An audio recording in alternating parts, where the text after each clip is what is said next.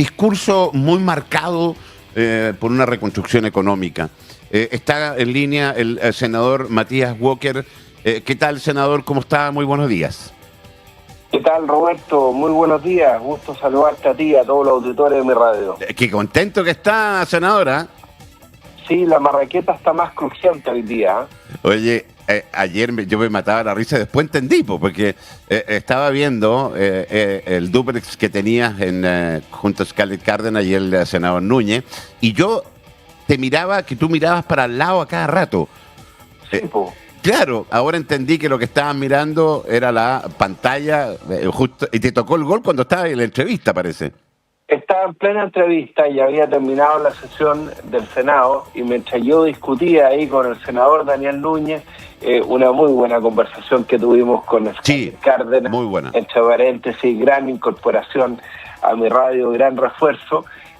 Metió el gol Jimmy Martini al minuto 95 y yo no podía gritarlo, porque era una falta de respeto a los auditores que estaban escuchando la entrevista. Así que tuve que gritarlo después del término de la entrevista. A ver, vámonos al anuncio del presidente José Antonio Cast. La primera pregunta que te voy a hacer, ¿hay algo de lo anunciado que haya estado fuera del plan de gobierno presentado cuando se postuló el presidente? No, yo creo que todo está dentro del programa de programa. No, nadie puede sorprenderse, por ejemplo, por el término del pago de contribuciones para los adultos mayores, la primera vivienda, los mayores de 65 años, era un compromiso de campaña. Me parece bien que personas que han entregado toda su vida al país no pierdan su casa porque no puedan pagar las contribuciones, que además, pucha, que le han subido, ¿no?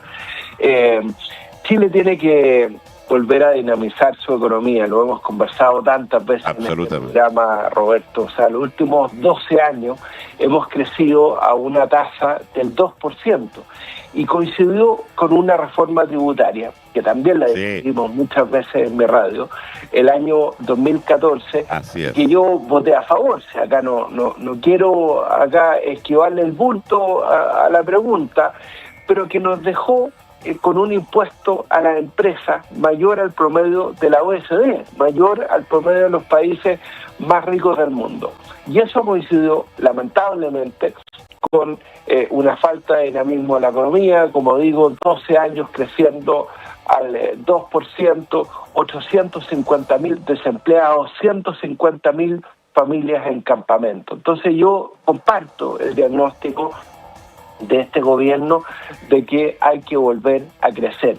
Me parece que la medida del crédito del 15% para que las empresas puedan contratar más trabajadores, incluirlo en el mercado formal, es fundamental. Eso va a beneficiar a 150.000 empresas. O sea, me parece que son medidas buenas y oportunas. ¿Sabes lo que me faltó, Roberto? Nosotros lo propusimos ahí con la diputada Joana Pérez, con el senador Calixto. Son, mientras se dinamiza la economía, yo sé que ya se están pagando este bono a los combustibles, incluimos a los agricultores, a los pescadores artesanales, a los colectiveros con los que nos reunimos en Tierra Blanca, pero me falta una medida más social para que las familias más vulnerables, la clase media baja, pueda enfrentar un invierno que va a ser difícil. Nosotros propusimos una fórmula concreta. Existe el bolsillo familiar electrónico, que tú le depositas directamente a las personas su cuenta RUT. Eso permite que puedan comprar alimentos en el almacén de barrio, parafina, medicamentos. Eso se está aplicando a las regiones de la reconstrucción, particularmente la región del Biobío, la Araucanía, por los incendios, pero eso se puede extender porque es un buen mecanismo. Hoy día se aplica el 40% más vulnerable, eso se puede extender a la clase media, se le deposita directamente a las personas en su cuenta RUT, mientras se logra dinamizar la economía, porque los efectos de estas medidas yo creo que van a ser muy buenas en el mediano plazo, pero no se van a sentir tanto en el corto plazo, ¿no? Sí, senador Matías Walker, ¿cuánta responsabilidad? Porque, a ver, muchas de las medidas y gran parte de los temas que se discuten entre la clase política, muchas veces ni siquiera algunos políticos lo saben o lo entienden. ¿Cuánta responsabilidad cree usted que tiene el gobierno en las alzas del combustible. ¿Cuánto le podemos asignar? Porque tenemos dos versiones, y para nosotros como ciudadanos entenderla. Una, la versión de la guerra, Trump, Netanyahu y el estrecho de Hormuz y toda la historia, y que le ha pegado parejito a muchos países del mundo. Pero por otro lado aparece una oposición que dice no, si lo que tienen que hacer es aplicarle y meterle recursos al MEPCO para aguantar. ¿Cuánta responsabilidad tiene el gobierno actual en la alza de los combustibles? Sí, no es que el gobierno le suba el precio de los combustibles a la gente, como han dicho algunos con bastante demagogia. Lo que pasa es que la corrección del mecanismo del MEPCO se pudo haber hecho de forma más gradual. Yo lo hubiera hecho más gradual. La gradualidad fue un buen atributo de los gobiernos de la concertación, para que no le pegara al bolsillo a las familias tan rápido. Yo creo que el bono es suficiente. El otro día yo me junté con los transportistas escolares en Ovalle, por ejemplo. O sea, lo que gasta hoy día los transportistas escolares, estamos hablando de 350.000 pesos al mes. Entonces me decían ahí los tíos, los furgones, pucha, senador, estamos tratando traspasar. Es que lo estoy llevando a un tema concreto y la respuesta es esa. ¿Se pudo hacer en forma más gradual la corrección del mecanismo? Sí, se pudo hacer en forma más gradual. Ahora, otra pregunta, para que la gente así lo entienda. Con el famoso disminución del impuesto, ha salido el bombardeo hace un buen rato y va a seguir hoy día seguramente. He visto varias redes sociales y todo. Con esto se favorece a los súper ricos. Los impuestos no son a las personas, sino son a las empresas. Las empresas, algunas tienen un dueño, una familia, pero muchísimas funcionan en base a acciones. Y yo sé que en acciones invierten mucho, hasta los fondos mutuos y otras cosas más donde uno tiene la plata. ¿Qué hay de ese discurso? ¿Debo creer, yo como ciudadano, debo creerle a la oposición que esto le va a favorecer a los más ricos? No, no es así, porque es una medida que favorece a 150.000 empresas. Tenemos un impuesto corporativo del 27%, uno de los más altos del mundo. Se le pasó la mano al ministro Arenas con la reforma tributaria del año 2014. Piensa tú que cuando asumió el gobierno del presidente Elwin, el impuesto corporativo era un 10% y se aumentó a un 15%, con eso se permitió financiar una serie de medidas, subir las pensiones en ese momento. Pero ahora estamos en el 27%. Entonces, ¿qué es lo que pasa? Que hoy día el empresario de una pyme, y más allá que se mantenga el régimen preferente pyme, pero que está en el tramo más bajo del global complementario, pero que paga impuesto global complementario, paga más impuestos que un trabajador en el mismo tramo con los mismos ingresos, ¿no? Porque paga dos veces el impuesto. Paga el impuesto a la empresa y paga su impuesto personal, el global complementario. El trabajador que vive la renta del trabajo, el profesional, paga solo la renta del trabajo, con los mismos ingresos. Entonces no hay un incentivo a la inversión, no hay un incentivo a la innovación, a la generación de trabajo, a las empresas con chimenea, como decir. Por eso, esta medida de bajar gradualmente el impuesto corporativo va a ayudar a dinamizar la economía junto con el crédito del 15% para la contratación. ¿Hay demagogia entonces de parte de la oposición en insistir? Porque estoy, he leído durante la jornada, insisten, acá Ibáñez, un tremendo sacrificio para quienes menos tienen y un tremendo favor para el 1% más rico de este país. Daniel Manucheri, la reforma tributaria de casa es un regalo de más de 4.000 millones de dólares al 1% más rico a costa del 99% de la gente. Un regalo que incluso va a beneficiar a algunos miembros del gabinete de Kast. ¿Qué hay detrás de eso? Eso es un discurso muy ideológico, muy facilista. No hay nada que perjudique a las familias más vulnerables, nada que las perjudique más que el desempleo. Tenemos 850.000 desempleados. ¿Cuánta gente en la región de Coquimbo, que son ingenieros, hoy día están trabajando en un Uber, en un taxista? No, están escuchando por mi radio, ¿no? O están trabajando en una multitienda, porque además los proyectos mineros, les cuesta mucho poder desarrollarse.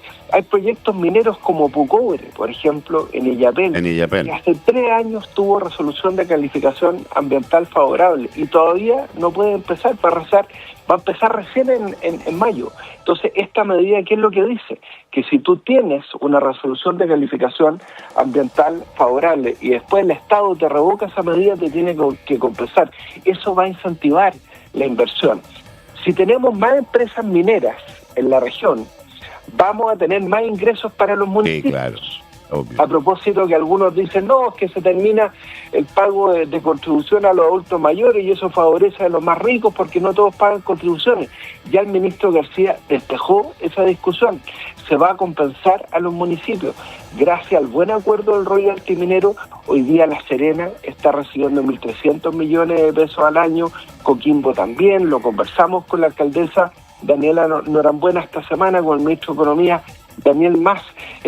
Esta medida de suspender el IVA a las viviendas, sí, eso es muy bueno. Me parece muy bien. ¿Te acuerdas que lo conversamos en su momento? Y yo te dije que fui uno de los 5 diputados junto con Juan Manuel Fuenzalía que votó en contra de terminar con la exención del IVA a la construcción, porque yo sabía que el precio lo iba a terminar pagando la clase media y las familias más vulnerables.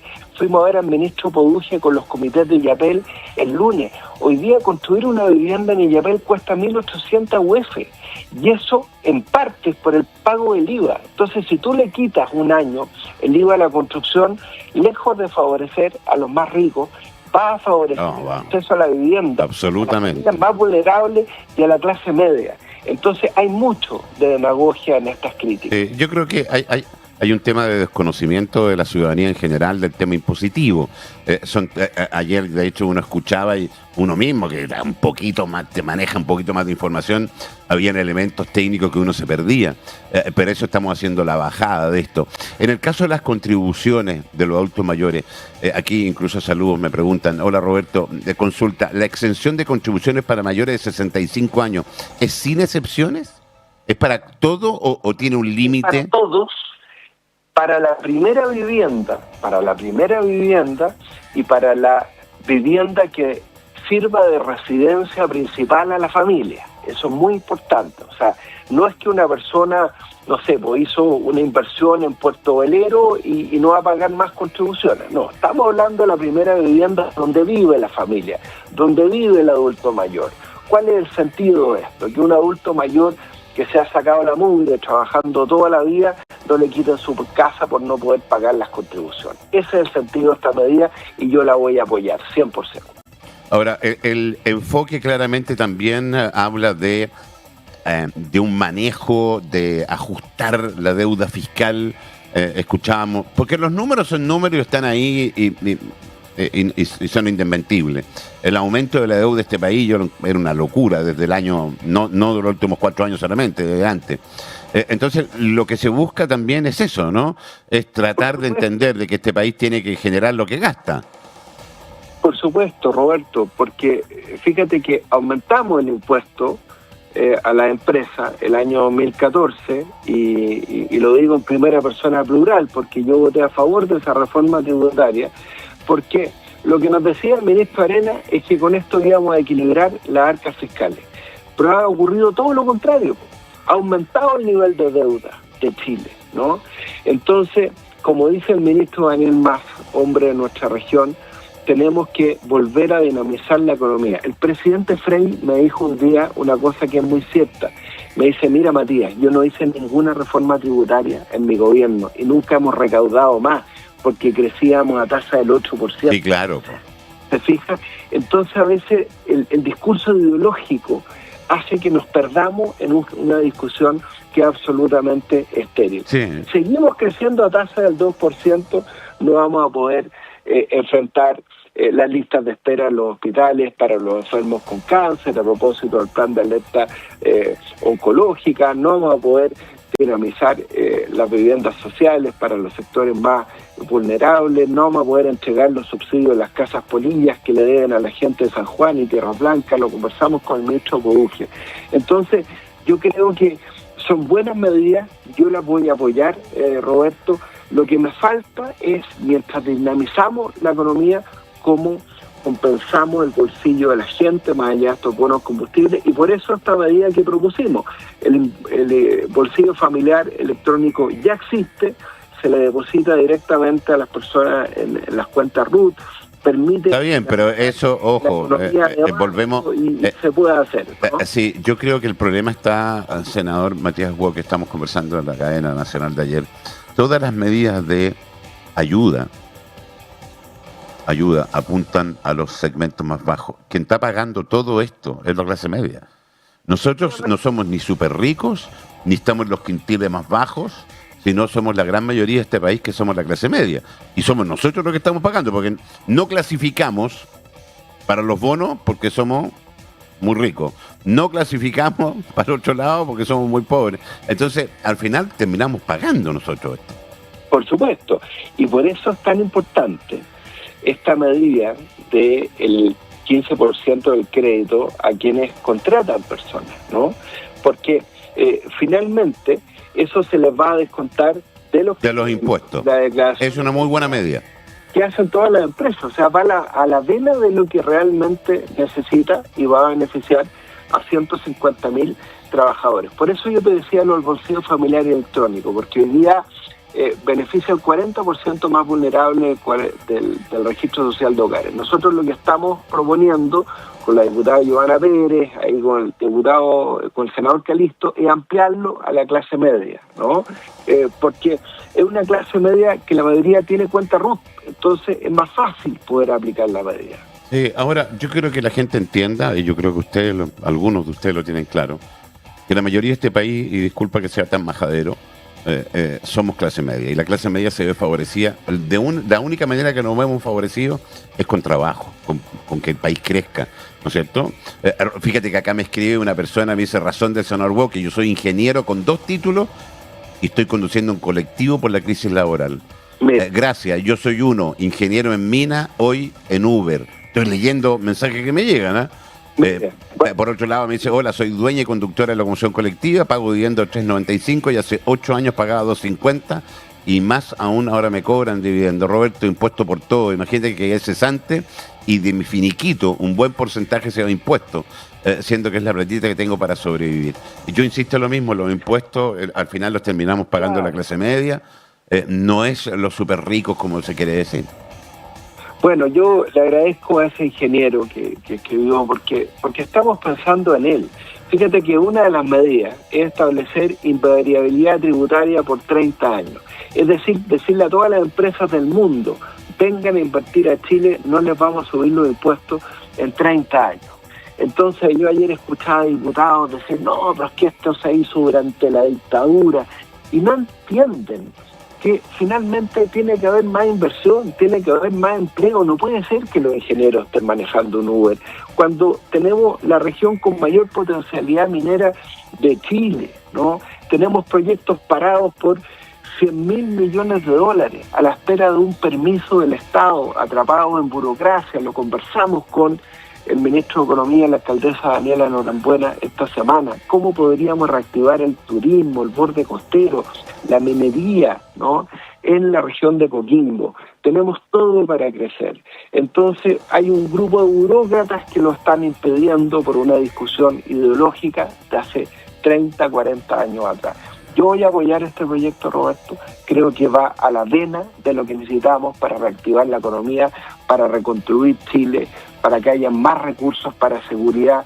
Bajamos del puesto 37 a 62 en materia de seguridad. Antes éramos España, hoy día estamos al nivel de los países africanos en seguridad, porque han bajado también el ingreso de carabineros.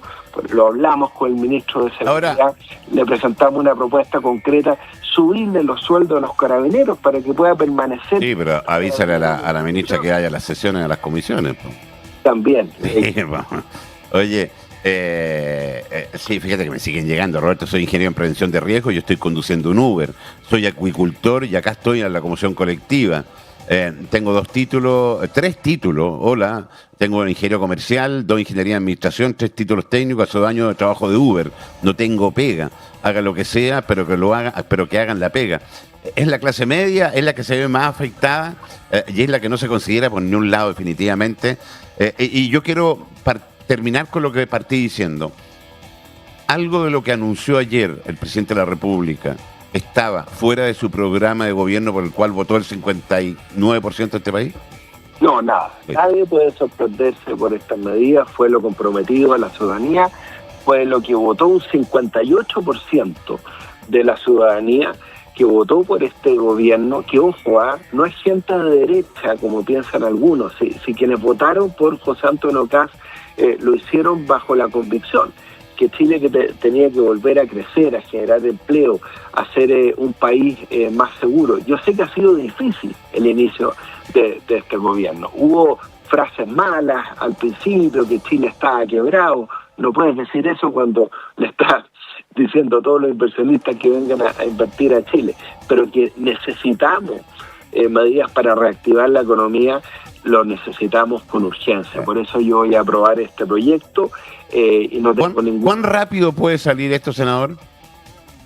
Bueno, ingresa por la Cámara de Diputados. Yo espero que, así como aprobamos la reforma tributaria de la presidenta Bachelet, que aumentó el impuesto a las empresas, en muy pocos meses, ¿no? Pues fue 2 meses de trámite en la Cámara de Diputados en su momento, fue algo similar en el Senado, vamos antes de septiembre a aprobar este proyecto que es muy importante para la reconstrucción económica del país. Senador Matías Hueque, como siempre, muy agradecido. Y, oiga, ¿usted dijo la marraqueta está más crujiente hoy día? Sí, por supuesto. No, porque ganó la Católica, así que el panchoata, el pan de masa, el croissant, el pan de masa madre, eso está más crujiente hoy día. Y saludo a todos los hinchas de Coquimbo Unido, también tremendo triunfo. Así que bueno, un abrazo grande. Abrazo para Roberto. Mañana vamos a estar en Limarí, así que cualquier cosa podemos hacer otro contacto. Otro más, si salió ayer, salió hoy día. Sí, pero mañana vamos a estar con los agricultores. Ese otro tema, que va más allá del... Están pasando las presiones ya. Podemos hacer un contacto también. Perfecto, ni un problema. Oiga, tengo la imagen, la voy a mostrar, la vamos a mostrar cuando usted, querido senador, está en plena entrevista, está Scarlett Cárdenas al medio, para la gente que no lo puede ver, a un costado una fotografía, porque estaba telefónicamente el senador Daniel Núñez, y al otro lado estabas tú por Zoom conectado, pero mirabas a cada rato, yo estaba muy nervioso, no sabía qué miraba. Claro, y después cuando vi la noticia vi que ganó la Católica, no, tú dijiste al final de la entrevista, que había ganado la Católica. Así que nada, ahí mirando para el lado. Gracias, senador. Un abrazo. Chau, chau.